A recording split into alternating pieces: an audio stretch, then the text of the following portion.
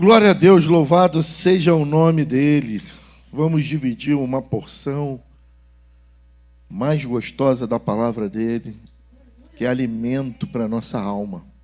Eu quero abrir dois textos com você. O primeiro texto encontra-se em Salmos, no capítulo 119, versículo de número 71, perdão.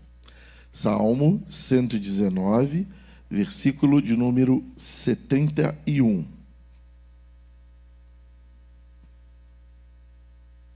A minha tradução está assim: foi-me bom ter sido afligido, para que eu aprendesse os teus estatutos. Aqui na tradução que a gente está lendo no tempo da projeção, tá? Foi-me bom ter eu passado pela aflição, para que eu aprendesse os teus decretos. Tem alguém com alguma tradução diferente? Tem a NVI que diz: foi-me bom ter passado por lutas, para que eu aprendesse mais da tua palavra. Tem alguma tradução diferente? Amém. O que o salmista está afirmando? Que ele se dedicou mais a buscar a Deus na hora da aflição. Não é? Você pode olhar para alguém e diga assim: na hora da dor, da aflição, da decepção, corre para a palavra. Tem gente que corre para conselhos, tem gente que corre para o que está dizendo o influencer, o horóscopo, né? E o salmista está dizendo: eu aprendi mais de ti na hora da dor, na hora da angústia, na hora da aflição, na hora em que eu pensei que algo ia acontecer e não aconteceu da minha maneira. Ah, o nome disso, que a gente pensa que vai acontecer da nossa forma, mas não acontece, é uma das definições de decepção. Então anote aí o tema desse sermão de hoje, que se chama Obrigado, Decepção. É o tema da mensagem de hoje de manhã. Obrigado, decepção. O Senhor Jesus, já é redundante isso que eu vou falar, mas é bom a gente estar assinalando e lembrando, ele nunca mentiu para nós. Desde o passado ele diz que teríamos nesse mundo, porque esse mundo jaz, está enterrado no maligno.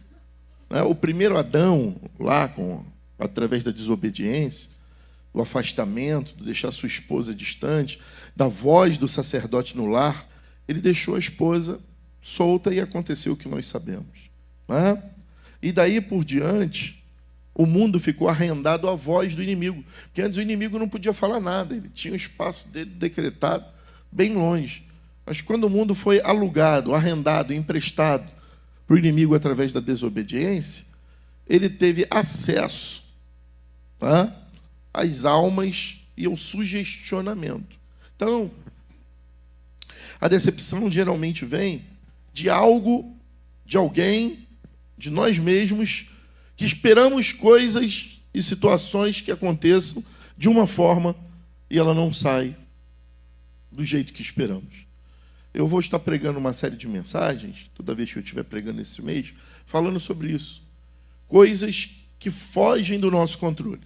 Tá? Agora, olha para quem está ao seu lado e diz assim: tudo que sair do seu controle vai cair na mão de Deus, se você deixar. É o que o salmista está dizendo.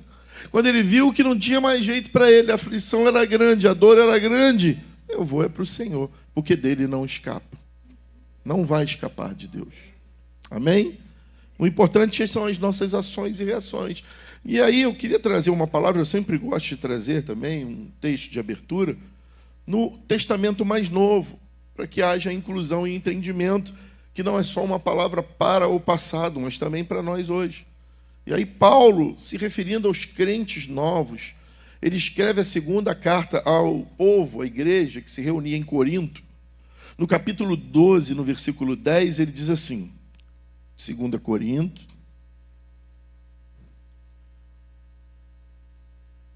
segunda carta de Paulo aos Coríntios, capítulo 12, versículo 10. Por isso, por amor de Cristo, regozijo-me nas fraquezas, nos insultos, nas necessidades, nas perseguições, nas angústias, aí bem alto. Porque quando eu estou fraco, é que eu estou forte. Geralmente os crentes só usam esse pedacinho, né? Quando eu estou fraco, é que eu estou forte. Mas olha o que ele está dizendo, Marcelo. Porque ele ama Jesus, porque ele é um seguidor de Cristo, nas fraquezas dele, nos insultos alheios, nas necessidades pessoais, nas perseguições de outras pessoas, nas angústias que isso tudo promove, nas decepções, ele descobre fortaleza na fraqueza. Ou seja, o meu ser, o meu homem interior, ele se reveste do Espírito Santo, e mesmo ainda que eu esteja fraco nos meus sentimentos, porque você não é um alienígena, você não é um super-homem, você não é a Mulher Maravilha, nós sentimos dor, nós sentimos tristeza, nós choramos, nós gritamos por decepção, mas no final nós encontramos os atos do Senhor e os seus altares. Negar a dor, negar a tristeza, negar o luto, é pedir para ficar doente da alma. Temos que ter um tempo, sim, de humanos frágeis que somos, mas que a gente corra para o Senhor. É isso que os 2 versículos que lemos em conexão estão dizendo. Eu gosto muito de mitologia, não é à toa que eu fui ser professor de história, né? E depois fiz uma pós em filosofia. A mitologia era um conto, tanto a greco-romana, grega e romana, para explicar algo que o homem não entendia. Não é verdade? Quando a mulher engravidava, ela parava o ciclo catamênio. Não saía mais sangue da mulher todo mês. E a mitologia diz que o homem colocava um homenzinho dentro da mulher e aquele sangue que era para sair agora está enchendo aquela criança. Coisas que o homem não entendia, mas que, em certo sentido, fazia razão naquele momento e explicava. Todos os mitos são assim, criação de deuses, né? Para explicar o raio, para explicar o sol, para explicar a lua, né? Porque a criação toda geme por Deus, mas geme por um entendimento pessoal. Não há uma civilização que não busque Deus.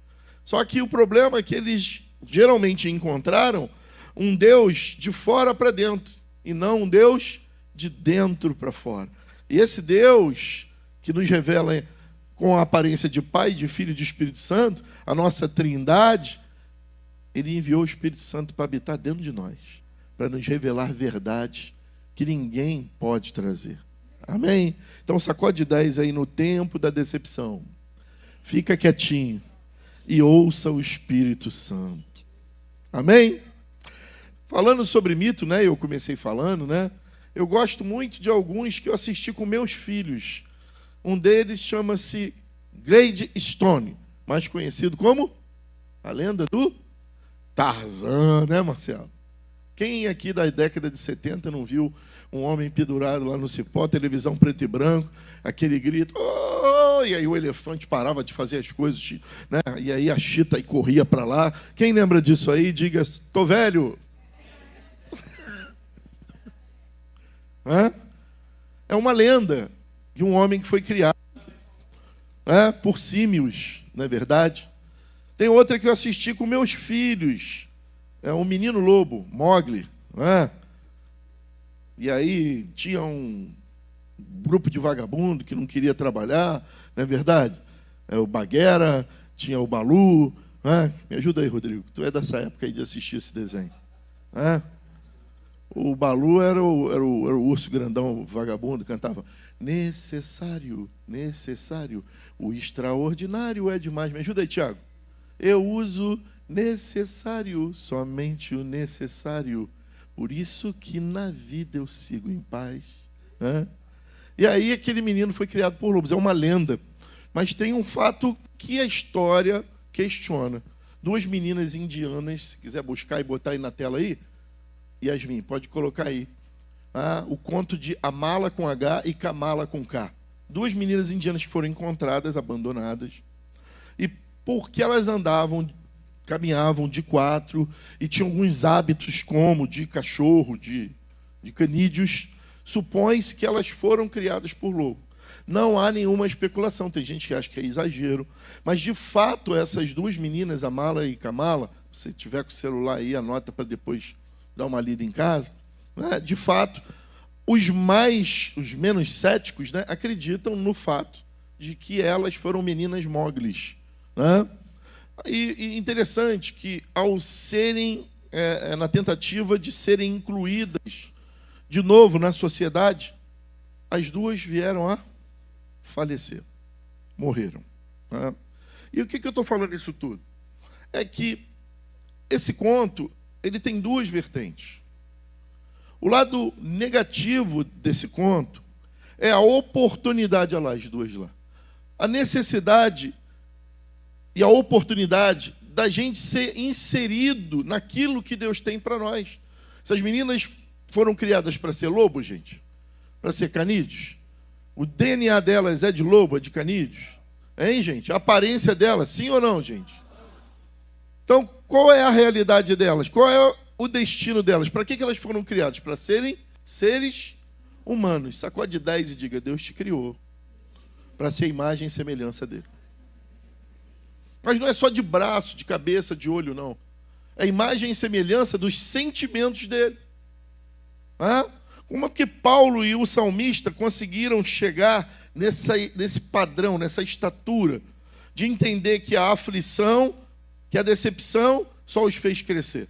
Porque certamente eles olharam para Deus e não pautaram as suas dores pelas suas próprias dores.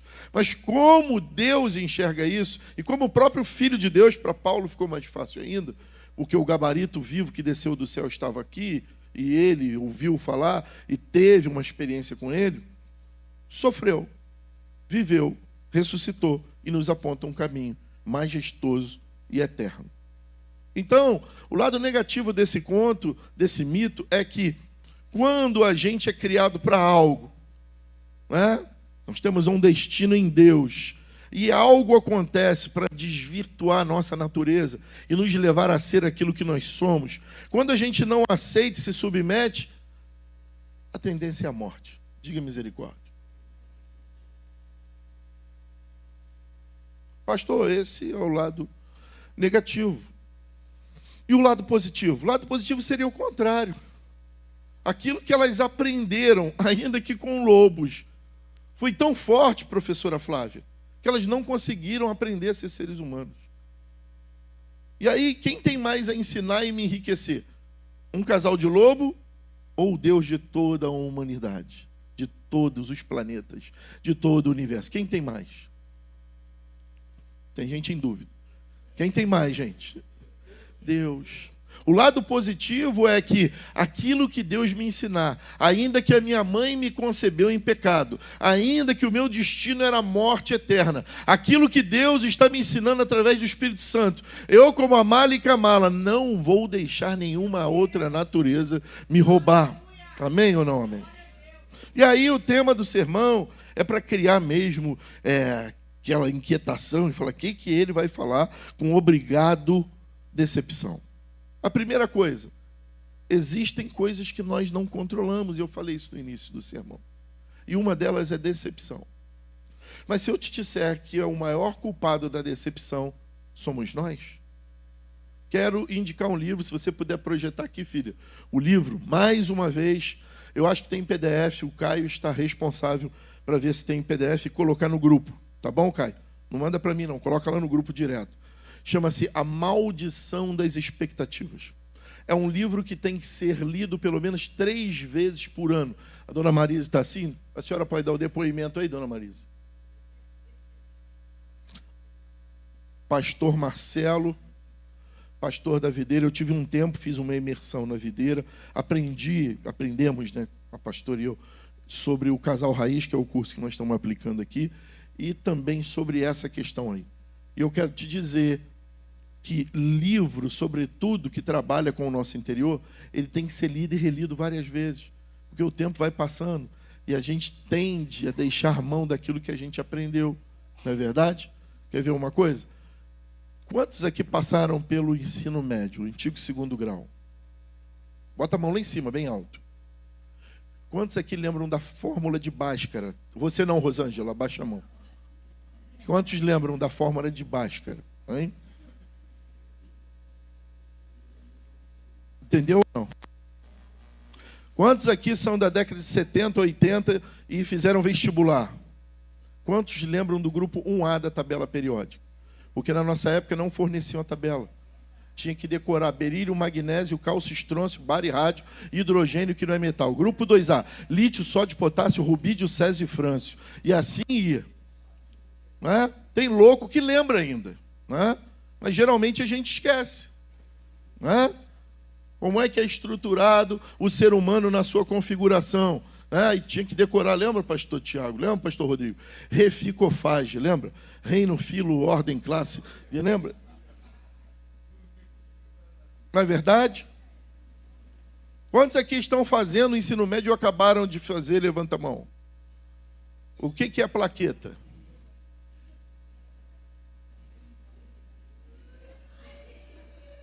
Se você pensa que plaqueta é célula, plaqueta não é célula, não. Plaqueta é anucleada e não sofre divisão. Tem mitocôndria na respiração, aeróbica, produção de energia. Mitocôndria, assim vai. Por quê? Foi algo tão repetitivo, foi algo tão cantava, marchava, dançava no cursinho, que a gente não esquece. E um livro desses a gente não pode deixar de estar na cabeceira. Anote, por favor, irmãos, por favor. Escute seu pastor. O pastor só serve para uma coisa: buscar de Deus e apontar o caminho da comida e da bebida para a ovelha. Pastor não serve para mandar na tua vida, para tirar teu dinheiro, para te explorar. O pastor só tem uma função: receber de Deus e dizer assim, gente, come aqui, bebe aqui. É o que o pastor fazia. Guardava as ovelhas, dorme bem aqui. Então eu estou vos dando um caminho excelente. Paulo, lá em... Me ajuda, os pastores presentes? Eu acho que é 2 Timóteo, que ele já está se despedindo. Me ajuda aí, quem está com o celular aí. Capítulo 4, que ele diz assim, traga meus livros e os meus pergaminhos também. Que além da Bíblia, Paulo lia livros auxiliares. E a gente precisa de bons livros auxiliares. E esse é um bom. A maldição das expectativas. Se você lança expectativa em homens, em coisas, você está a um passo da decepção. Obrigado, pastor Tiago. 2 Timóteo 4,13, se alguém puder projetar. 2 Timóteo 4,13. Tá? Esse livro vai te dar dimensão o tempo todo, te alertando. Quer ver uma coisa? Vou perguntar com todo carinho, se não quiser, não responda. Marcelo, você já decepcionou a Jô? Jô, a senhora já decepcionou o Marcelo? Pastor Rodrigo, você já se decepcionou consigo mesmo?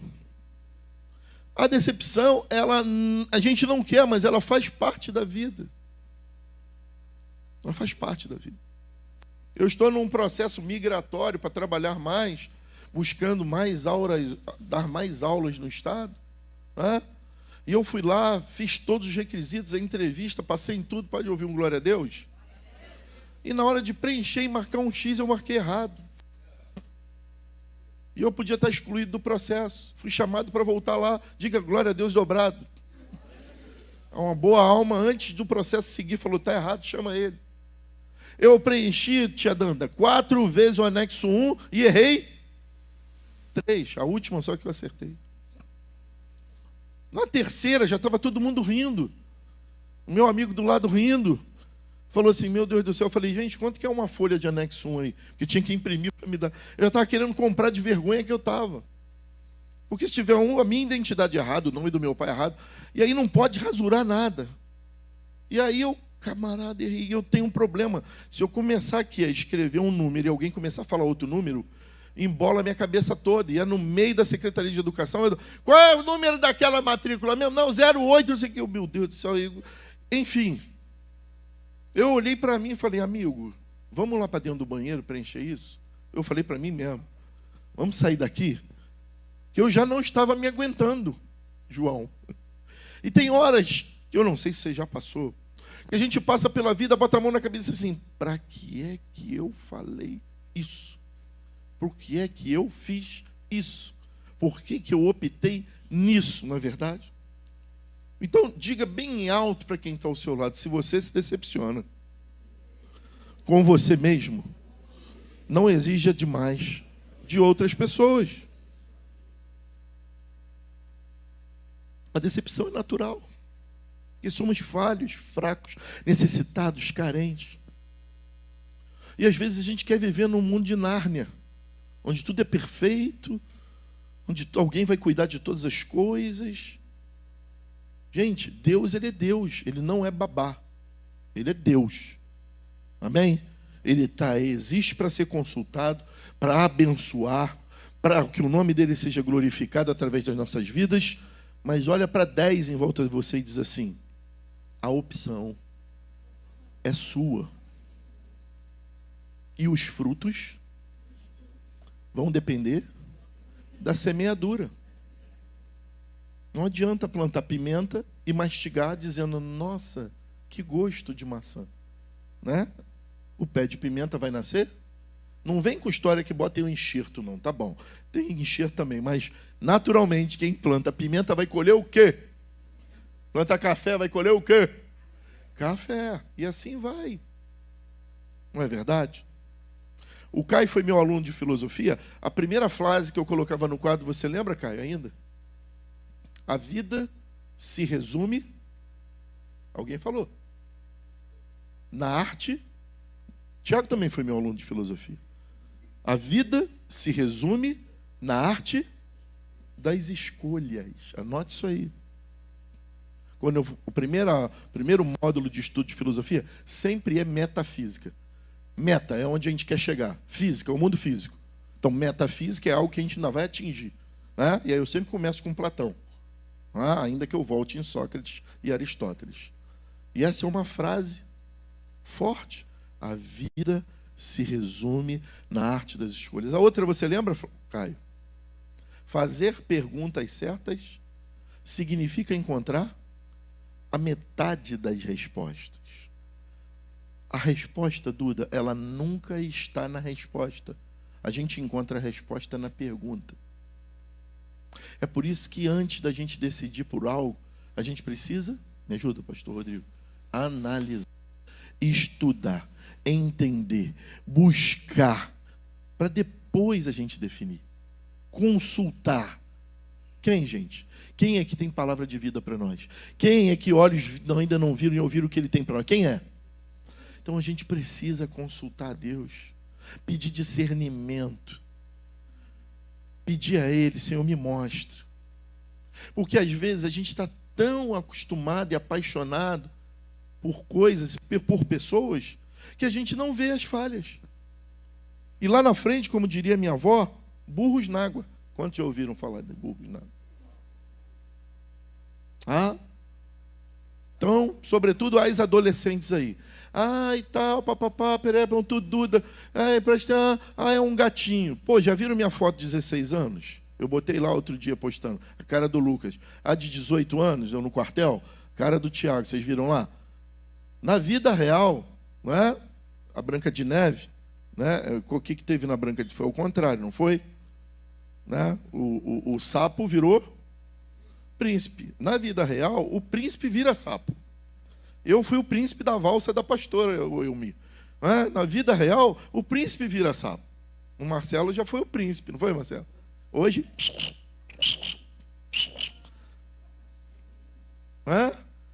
tá rindo de quê, João? Vai virar sapo também. Joãozinho recém-casado. Tem o João e o Joãozinho agora, gente. E aí isso é natural, a vida continua. Mas eu duvido que lá em 1987, o primeiro beijo pelo buraco do portão, a pastora reclamava que eu roncava. Hoje é cotovelada, é chute, vai para a sala. Diga misericórdia aí, gente. Tem alguém aí com alguma história parecida? Levanta a mão e diga, fala a Deus.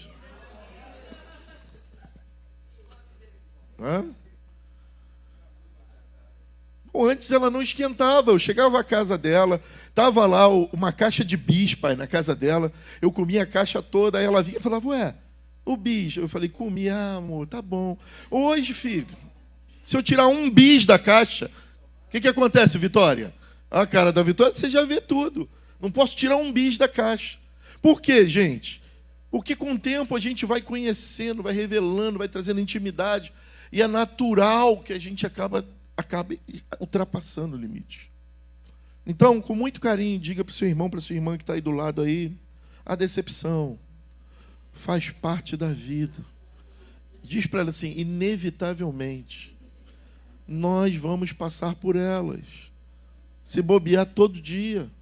Não é verdade? Quem votou numa pessoa e disse assim, agora vai.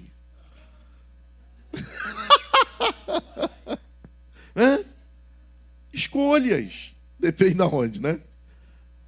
Não é verdade? Quantos olharam assim, o meu pastor, oh meu Deus, eu olho para o meu pai, olhava para o pastor e já escutava aquela música. Oh, é um santo homem, né? Aí passou, viu o pastor chutando o pneu, porque o pneu furou, reclamando da vida, porque não recebeu o pagamento do Estado, fala, agora ele é um endemoniado. Não. As pessoas de carne e osso, sinceras, verdadeiras, transparentes, elas nunca vão tomar o lugar de Deus. E só existe um perfeito, Deus. Só existe um que não decepcionou, Jesus, o Hamashia, o Messias, o Eterno, Deus em carne. E mesmo assim a gente viu o que fizeram com ele, né? Então o que eu quero fazer? Eu quero te perguntar, você já foi enganado por alguém? Já confiou demais? Já mergulhou de cabeça em relacionamentos? Não é? Numa ideia? Alguma coisa já deu errado? Quantos já usaram da expressão, estou decepcionado? Levanta a mão e diga misericórdia. E se eu a partir de agora pegasse o discurso, já que eu expliquei, fundamentei, né, os versículos e o texto, te dissesse que na maioria dos casos, que toda regra tem exceção, toda unanimidade é burra, né? Mas na grande maioria dos casos, olha para quem está ao seu lado, no fundo dos olhos, ainda mais se você souber que ele está decepcionado ou ela decepcionada, olha no fundo dos olhos e diga para ela, na maioria dos casos, a decepção é um livramento.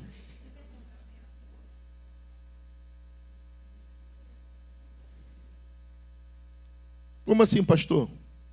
O que te derruba hoje, Deus vai levantar de uma outra forma lá na frente. Efésios 6 diz que a nossa luta não é contra a carne, nem contra o sangue. Não significa porque a pastora me decepcionou que eu vou me separar dela. Não significa que se a Juliana me decepcionou, eu vou abandoná-la. Não significa porque se o Davi me decepcionou, não quero mais ele na igreja. Não é isso. A decepção, ela pode ser usada como uma ferramenta de amadurecimento, até de relacionamentos, e dessa maneira a gente não vai conviver mais, nem vai fazer mais isso, porque a gente sabe que não vai dar certo. A decepção não serve como uma arma de abandono, mas sim de refazer em Deus. Faz de novo, faz de outro jeito, mas não desista. Senão a gente ia estar casando com uma mulher todo dia, e a mulher com o homem toda semana. Não é verdade? Ah, eu quero me separar da pastora Janaína porque ela fala muito. Qual mulher que não fala muito? Vou apanhar hoje. A cara de Dando olhou por cima do óculos assim, olha, já sei que eu vou apanhar lá fora. Tem uma máxima até, né? Abre parênteses aí, brincadeira, né? De que Jesus, quando ressuscitou, não apareceu para 3 homens, Elmir. Apareceu para 3 mulheres. Para quê? Isso, pai, a notícia é espalhar logo a notícia. Tão ferrado, hein? E quem está fazendo almoço é uma mulher. Vai botar pimenta na nossa comida. Mas é uma brincadeira, né? Mas se a gente fosse abandonar um filho por causa de uma decepção, um pai por causa de uma decepção, ninguém aqui ia estar aqui. Não haveria igreja, não haveria associação entre pessoas. E o homem é a mulher, o ser humano é um ser social. Quem nunca viu um filme chamado Náufrago? Quem que já viajou para um lugar que não conhece ninguém, ficou sozinho lá um tempo? que coisa horrível é. O ser humano precisa fazer conexões. Só que a gente está sempre jogando expectativa de que tudo vai dar certo. E pode dar. E se der errado? Sacode 10 e diga, vamos fazer diferente. Primeiro ponto é que a decepção pode nos ajudar a encontrar a verdade. Sabe? A decepção pode nos levar ao caminho da verdade. Quando eu me decepciono, o salmista se decepcionou, Paulo se decepcionou com coisas da vida, eles foram para a palavra e para Deus. Então, a decepção pode me fazer até parar de endeusar alguém. Né? Eu estou pedindo esse ano ao Deus, né, para não ganhar o Mundial, nem a Libertadores, nem o Brasileiro, porque senão os botafoguenses vão endeusar o time, e aí se perder, vão buscar mais a Deus. Amém, Lucas? Ele falou não. Amém, Dilson? Porque tem horas que a gente joga tanta expectativa em coisas, em pessoas, em situações, que a gente esquece de Deus. Como assim, pastor? Tem gente que compra lancha e para de querer conviver com as coisas de Deus. Tem gente que muda de vida, melhora. Rapaz, está no problema, está vindo de chinelo de dedo com um grampo de cabelo. Quem já usou? Aí, pai. Isso, nós já, pai. A gente é raiz. Sabe o que é isso, Miguel? Chinelo de dedo, a havaiana arrebentava aquela bolinha embaixo, ou então gastava. Aí a gente esquentava o grampo de cabelo da mamãe, furava ali e botava. Usou isso, Elmi? Usou? Eita. Aí nessa hora, vinha para a igreja, filho, que quando batia o chinelo no chão assim, saía faísca. Ô pau crente de fogo. Aí orando, aí estuda, aí busca e tal. Aí Deus vai e abençoa, passa para o concurso, estabiliza, ganha bem. Agora não tem mais tempo de vir na igreja. Quando uma bênção se transforma numa maldição.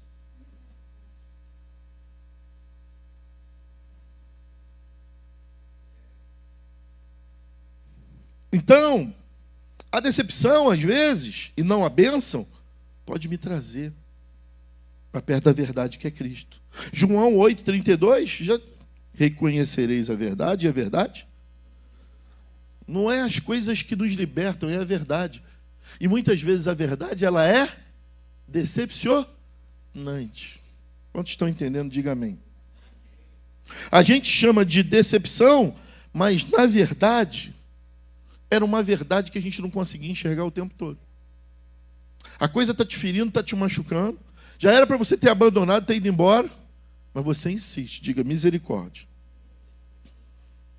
A gente só não queria enxergar.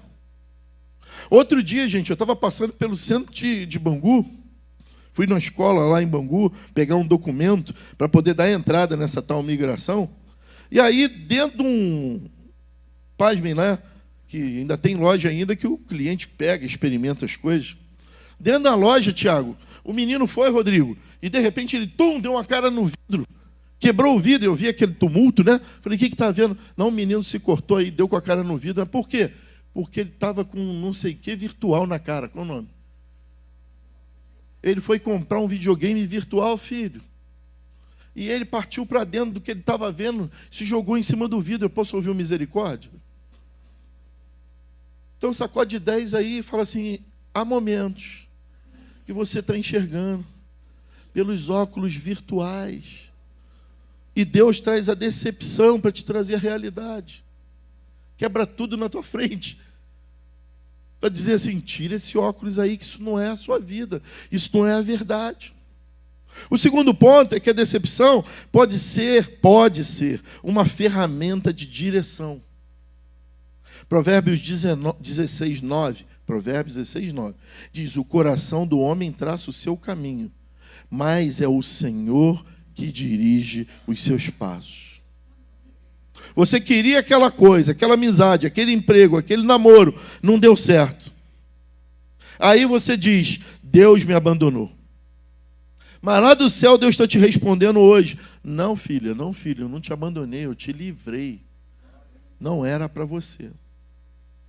Querido, se aquele menino, um dos donos da IOC, tivesse olhado e falado assim, estou fora, essa mulher já me deu tapa na cara, já tentou me amarrar dormindo, já tentou me asfixiar, chega desse casamento.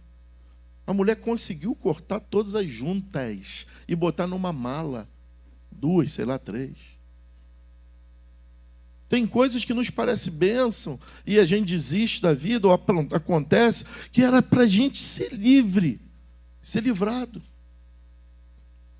Eu duvido, se a Serena se apaixonar por uma tomada, o pastor Rodrigo, que é um engenheiro elétrico quase formado, posso ouvir um glória a Deus?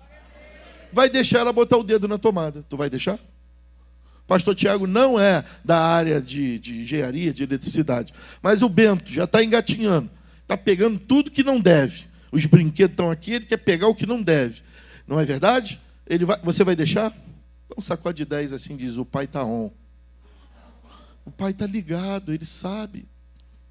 Ele não vai deixar você. E aí eu te pergunto, como é que a Serena fica quando o Rodrigo vai lá e fala, não, sai da tomada? Como é que o Bento fica? Como é que o Benjamin fica? Vamos pegar um exemplo prático que está ali. Fala aí, como é que fica o Benjamin, Caio? Você tira ele para ele não se machucar, enfiar o dedo na tomada, o que ele faz? Ele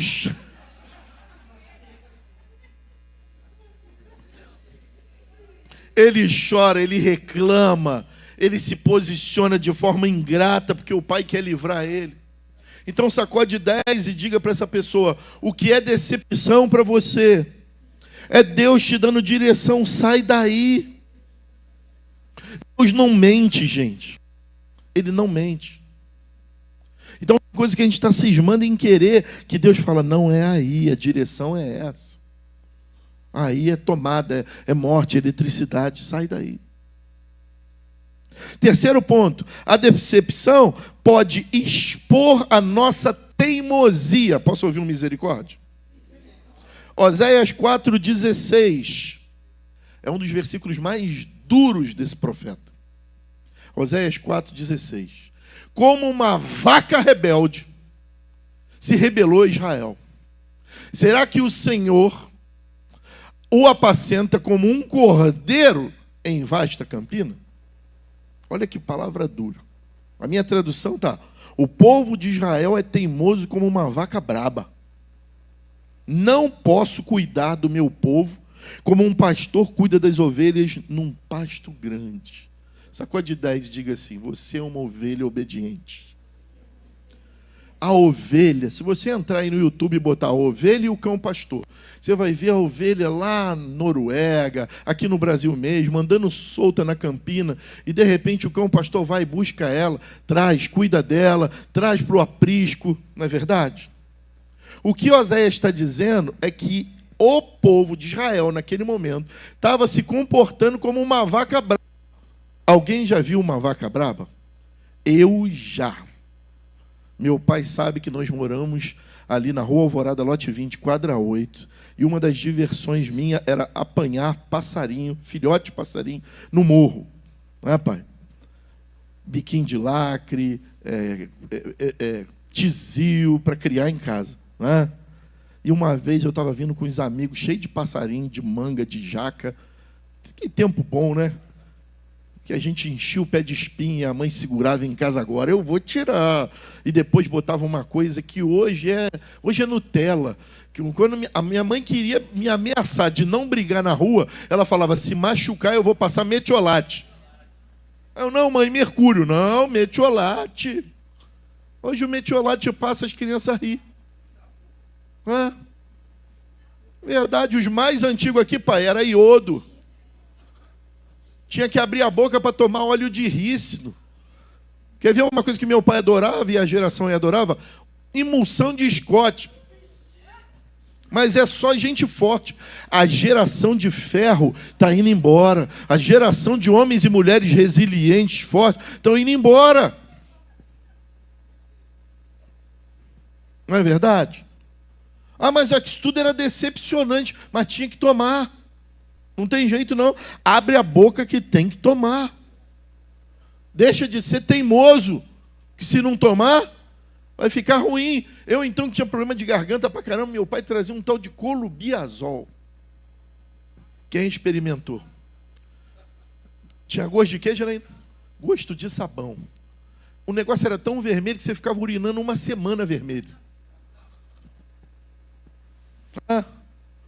Quem aqui, a mãe e o pai, não pegaram Vic Vaporub, botaram na garganta ou no peito e veio com a toalhinha quente? Aquilo ardia o olho.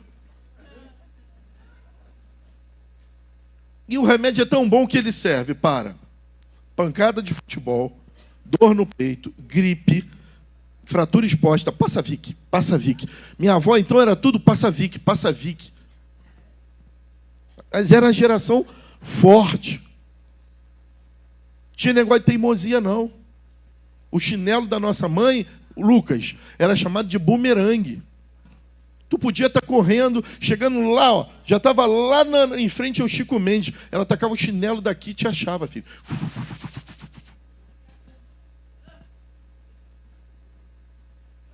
A brincadeira era pique tá, pique alto, pique baixo, não é? Hoje, a gente está vendo, infelizmente, uma geração que tudo vem pronto, automático.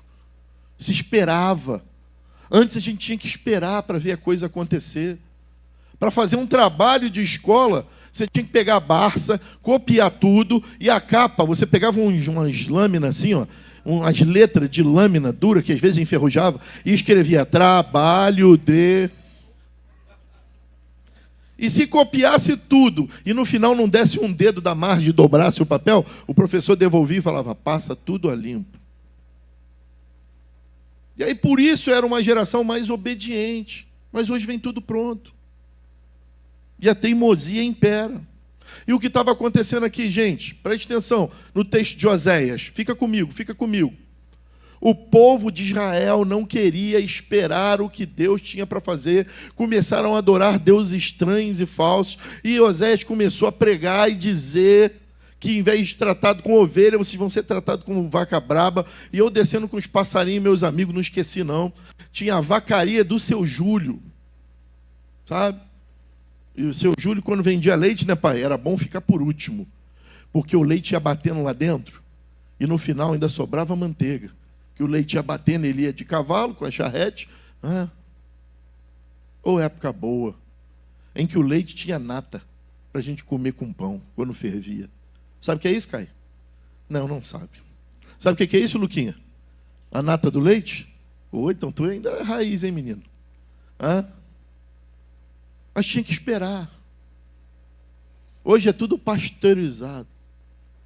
E aí, Marcelo, a vaca olhou para a gente, braba. Não sobrou um filhote de passarinho na mão. Não sobrou nenhuma jaca viva, nem nenhuma alma de manga.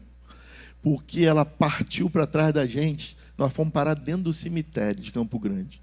E a vaca atrás. Eu já tinha dado a manga para ela, a jaca, e ela corria, ainda bem que correu um para cada lado, pai. Aí ela parou assim. Correu quem? Estava quem, pai? Meus amigos. Budego, Nego d'Água, Chopão, eram meus amigos. E a gente correndo. Parece assim, quando ele fala, eu lembro disso. Meu pai sabe quem é. Esses amigos aí, nós decidimos, meu pai uma vez, a gente sempre quis montar algo para nós, né? Esses meus amigos. E uma vez nós decidimos de fazer uma horta na garagem do meu pai.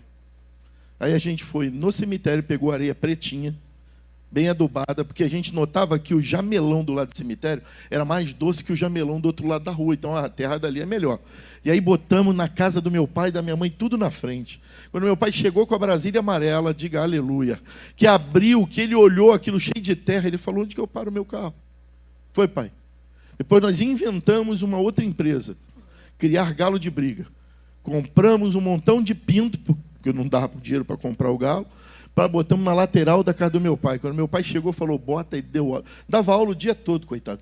Bota esses bichos tudo para fora. Mas o meu pior empreendimento foi ter ido até o mangue da Pedra de Guaratiba, ter pego 12 garças, que eu ia adestrar para vender para o circo, e o meu pai terminou com a minha empresa de garças amestradas. Eu queria vender.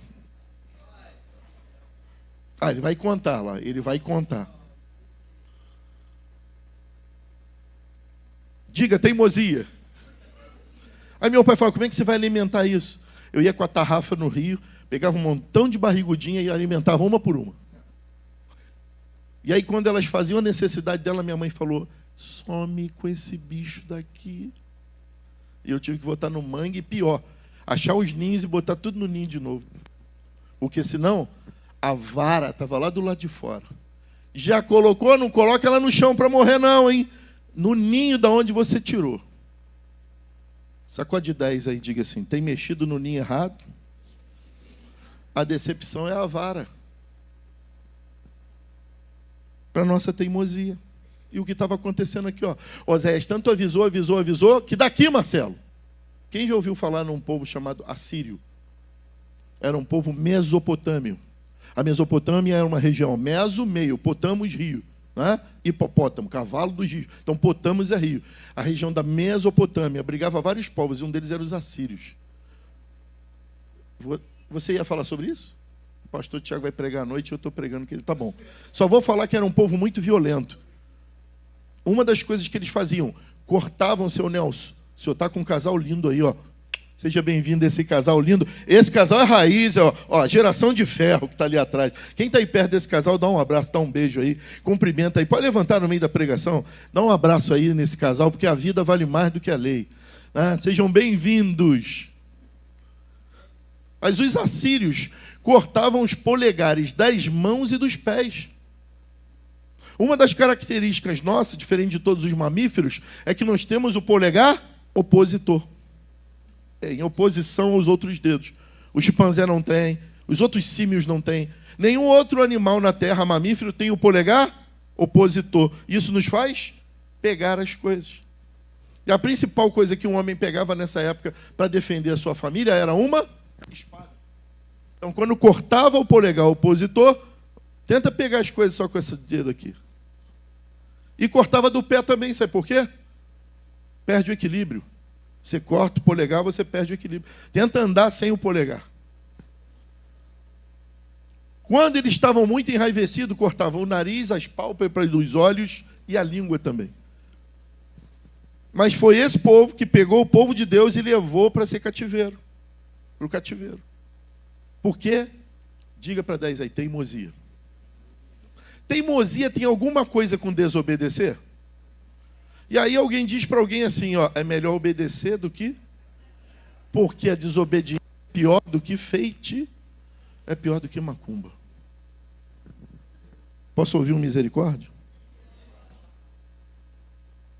Então a mãe fala, não entra nessa que é furado. O pai fala, não entra nessa que é furado. O pastor fala, não entra nessa que é furado. Aí no final a culpa é de Deus. Diga misericórdia. Sacode 10 e diga... A vida se resume na arte das escolhas. Deus já mostrou que é laço. O pai já falou, não faz aliança. E o ciclo tem que acabar. Hã? Já ouviram a frase? Não adianta tapar o sol? Não adianta. Hã? Ah, mas eu amo. Ah, mas... É melhor chorar uma semana, um mês, um ano do que a vida toda. Quem ouviu isso? Alguém ouviu isso aqui na frente? Alguém já ouviu isso aqui na frente? Ah, pai, estou apaixonado. Ah, pai, meu filho, vaza, porque é melhor você chorar apaixonado um mês do que a vida toda com ele. Posso ouvir um amém aí? Quarto e último, a decepção pode funcionar como cura. Cura mesmo. 2 Coríntios 4,17. Porque a nossa leve e momentânea tribulação produz para nós um peso de glória. Tem coisa que a gente só vai deixar quando doer, Marcelo.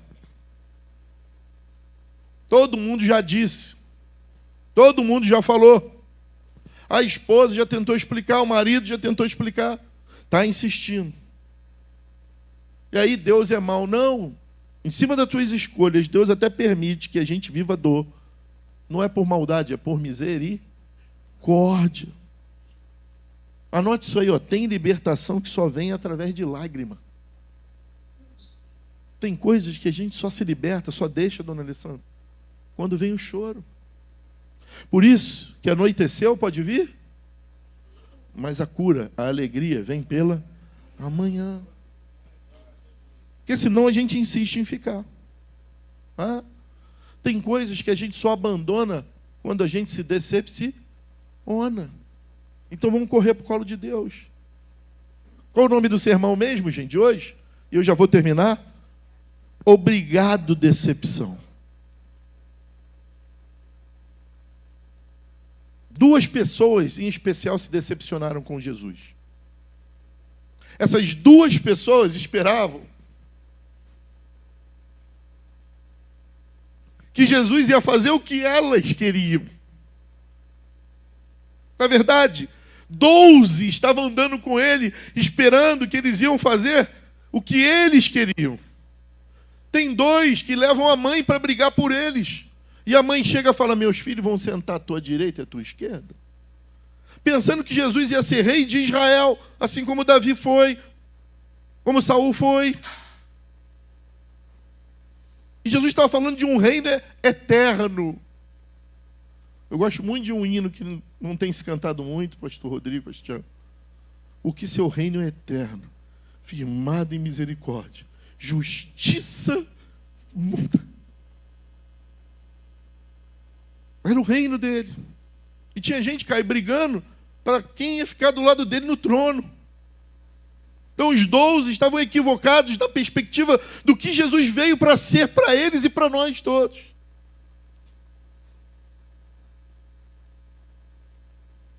E eles só acordaram em meio à decepção, porque quando eles olharam, aquele que disse que seria o Salvador, o Rei, o Eterno, preso na cruz e morrendo, só ficou João. O resto tudo sumiu. E 2 deles, tão decepcionados que estavam, falando: eu não conheço eles, um deles. Nunca ouvi falar de Jesus. Mas tu fala igual a ele? Não sei quem é não. Tu se veste igual a ele? Não sei quem é ele não. E ele ouviu antes: Pedroca, o diabo está te peneirando como trigo. Antes que o galo cante, tu vai me trair? A decepção foi tão grande que ele esqueceu de tudo. E Jesus falou para ele que era errado trair. Jesus disse para ele que eu nunca mais eu vou te olhar na cara, Pedro. Jesus disse para ele, só pediu uma coisa para ele. Qual foi? Não volte para a vida de barco e cuide dos seus irmãos. Por isso que Pedro não é o primeiro papa mesmo do mundo. Porque a primeira coisa que Pedro fez, quando viu e soube da morte de Jesus, o que ele fez? Voltou para o barco e abandonou os seus irmãos. Voltou para a vida antiga. Voltou para o que ele fazia no mundo. Tão desanimado, decepcionado, Martinha, que nem roupa ele estava. Nem de roupa ele estava. O outro precisou beijá-lo no rosto para entregar. Acreditando que Jesus ia dar um brado, anjos iam descer e acabar com o Império Romano, como um bom zelota. E nada disso aconteceu. E aí ele toma uma decisão. Vou dar cabo da minha vida. Sacode 10. E diga: ainda que você decepcione com qualquer pessoa, com você mesmo, com coisas, ou com Deus, só não desista. O problema de Judas foi desistir. Marcelo, você tem dúvida, Marcelo? Se Judas não desiste, qual seria a experiência de arrependimento dele? O maior evangelho hoje, porque ele era um dos letrados, seria de quem, gente? Judas Iscariote. Mas ele abandonou tudo por causa da decepção. Ei, sacode 10 aí que já está dormindo e diga: a decepção não pode te parar. Sacode 10 aí, a decepção não pode te paralisar. Não pode te fazer desistir. A escolha deles em cima da reação da decepção.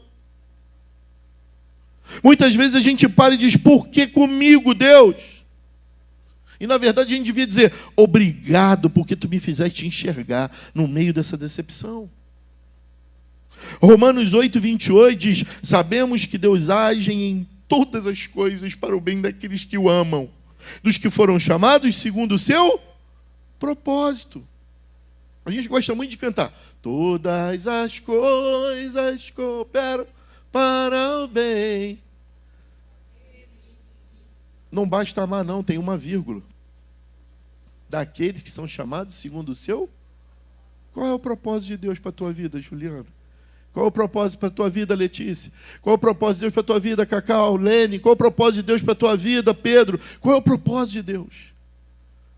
O que Deus quer comigo? Eu só sei o seguinte: o que parece dar errado, decepcionante para você até agora, pode ser Deus acertando e colocando tudo no lugar.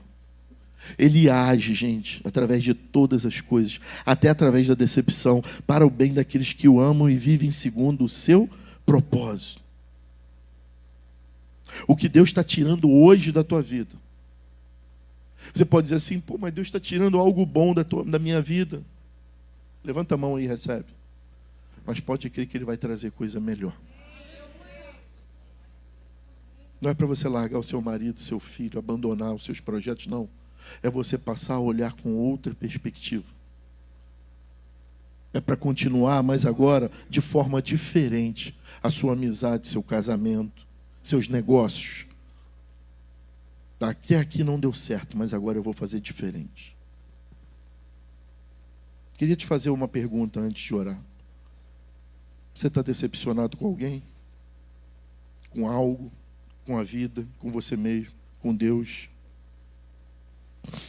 Quero te dizer que hoje o céu te afirma que essa dor não é castigo. O que você está fazendo não é bronca de Deus.